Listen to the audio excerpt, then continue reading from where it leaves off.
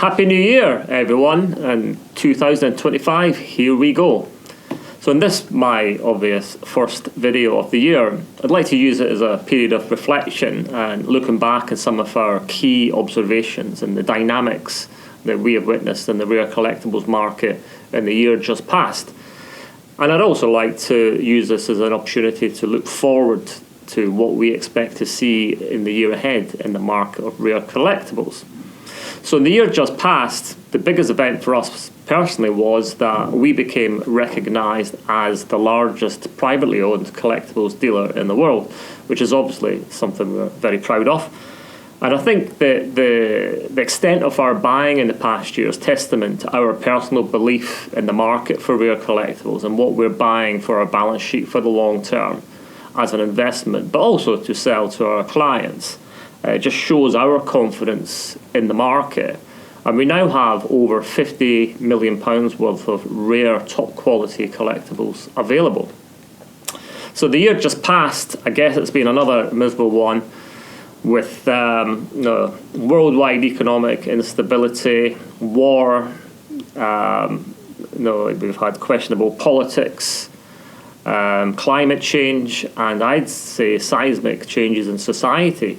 Now, despite all that negative backdrop, I think the world of collectibles has presented as an oasis of civilization, which I take personal great comfort in. So the news in the past year in the rare collectibles market has been dominated by big auction realizations. I mean, just recently, the ruby slippers from the Wizard of Oz film from 1939, they realised $32.5 million, which is actually a record price for any type of movie memorabilia ever.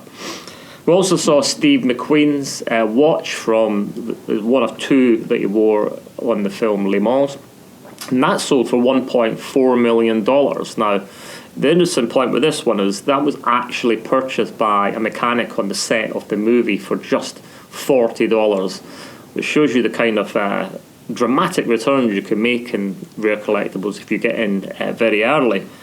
The coin market has continued to impress at the top end. One big feature I'd say was a first century Roman coin, which was designed to push the claims for Brutus as Emperor of Rome, so of huge historical significance.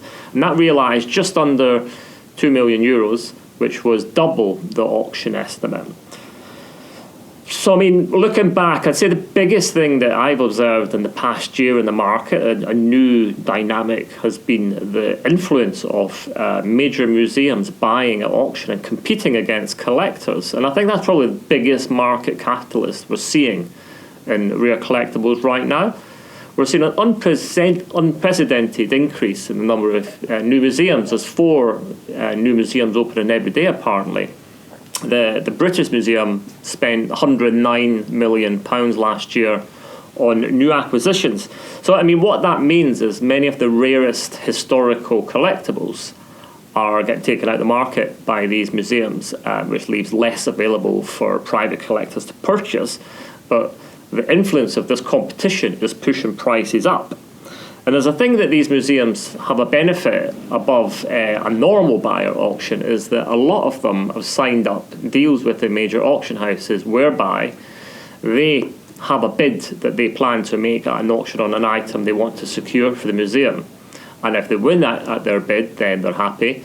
But if they're outbid, they've got an agreement whereby they share in the commission that the auction house charges. So they're effectively in a win-win situation there. Regardless of all that, Paul Fraser Collectibles, I mean, we see museums as a key influence in the market going forward, and we're currently building relationships with these museums. And that will be a great benefit to our clients going forward. We have valuable collections. We would be able to tap into our network of museum contacts. Now, the other thing about museums is that if you're building a collection, there is actually quite significant tax benefits if you donate your collection to the museum. And probably the most famous one I can think of in recent years is Bill Gross, who's a PIMCO fund manager billionaire. He's actually donated around $700 million to institutions such as the Smithsonian and other charities. And I actually recall very clearly in 2007 when he sold his British stamp collection, which realised $10 million. He went on record as saying 4 times profit, it's better than the stock market, which interestingly his tax break on that was more than what he spent on the collection and more than the value of the donation. Another thing we're really seeing is there's a new thing coming out. It's called tokenization and fractional ownership, and it's been quite embryonic.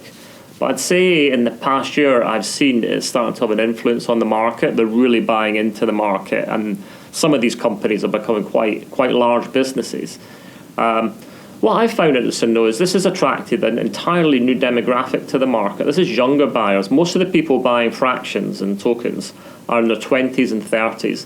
Now, historically, rare collectibles were generally being bought by middle-aged and retired individuals. So this has created an entirely new demographic to the market. And also, the entry point is much lower. You can own a fraction of a collectible for a few $100s rather than needing to spend thousands. So I think that is going to be a significant influence going forward. I guess what else I've seen is a cultural shift in buying patterns, but I'd say I see that every year. But there is a new, younger demographic coming through now in the rare collectibles market. I think that the opportunities to amass considerable wealth younger is more today than it was when I was trying to do it 30 years ago. And their nostalgic interest is in different things. So it'll be more modern bands such as Oasis, video games, things like that. So they'll have a different nostalgic interest than was previously the case in the market. The Asian buyers continue to be quite dominating in the market when they want to be, and they now represent a third of sales through Christie's and Sotheby's, which just gives you an idea of just how significant that is. I'd say that maybe the one thing that disappointed me over the past year, I expected to see much more people buying into rare collectibles as a pure investment than we actually did witness. I thought people would be looking at a hedge against inflation, a wealth protection, less volatile investment. It had a lot of qualities I could see would be a good reason to buy them in the past year.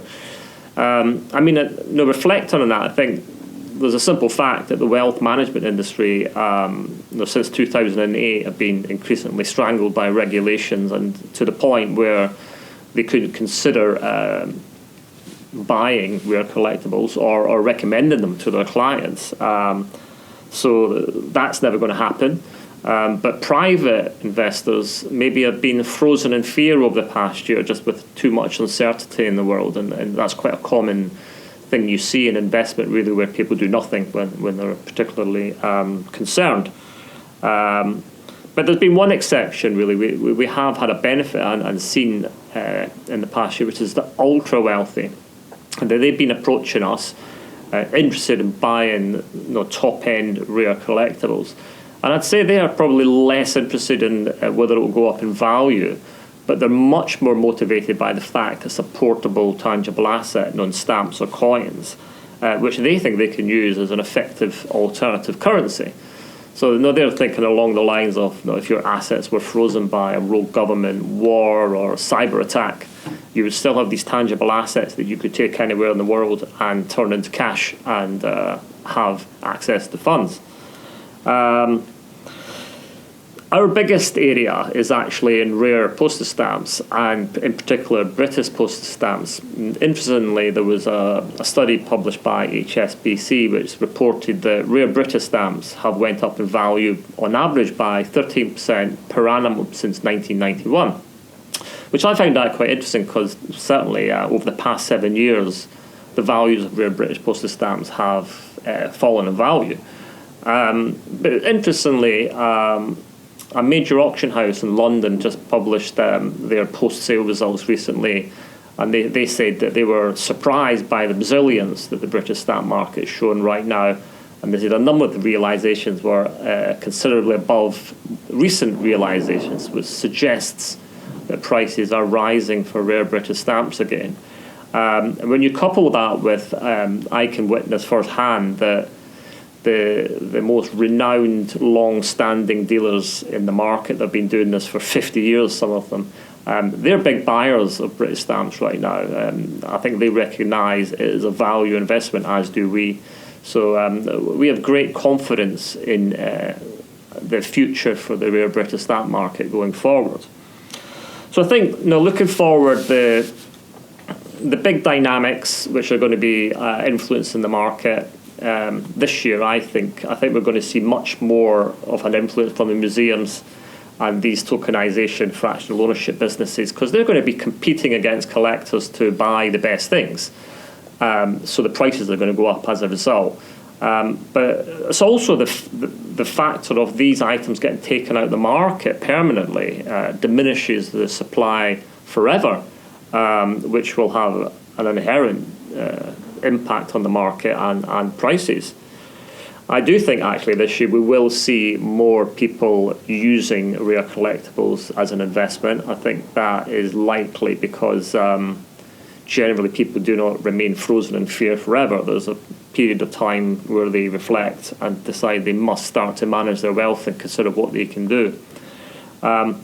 I think this younger demographic in the year ahead will continue to have an impact on the market, and the areas that they're going to be influencing the most are, because they're young, they're still interested in showing off their wealth, so luxury watches, designer jewellery, designer handbags. I think these areas are going to show strength in the year ahead, and the niche sectors that they're interested in, like trainers and video games, I think that they'll also be strong markets, and gaming cards. And I'm pretty sure the trend of big items fetching big prices at auction is going to continue, and I think the prices will always surprise us no matter what. But the thing I would say is, just to finish off, is that the advice for anyone thinking about buying rare collectibles as a store of wealth first and foremost, but also as an asset that will increase in value, you really must stick to the golden rules. And it's not about price, it's about what you buy. And the obvious one, it needs to be something that's rare, but it also needs to be one of the best quality examples of something that's rare. Poorer quality examples tend to sell at a fraction of the value of a quality example. You also have to have cast iron provenance and authenticity, and only focus on areas of the market that are showing considerable liquidity and vibrancy and attendance at auctions. If you stick to those rules, you'll probably do quite well. So I think that's all for now, and over the course of my next few videos coming after this, I'm going to actually give you specific tips of things I recommend you buy as an investment, a store of wealth, and for great pleasure for the year ahead. So watch out for those videos, but until then, I wish you well and look forward to speaking to you again soon.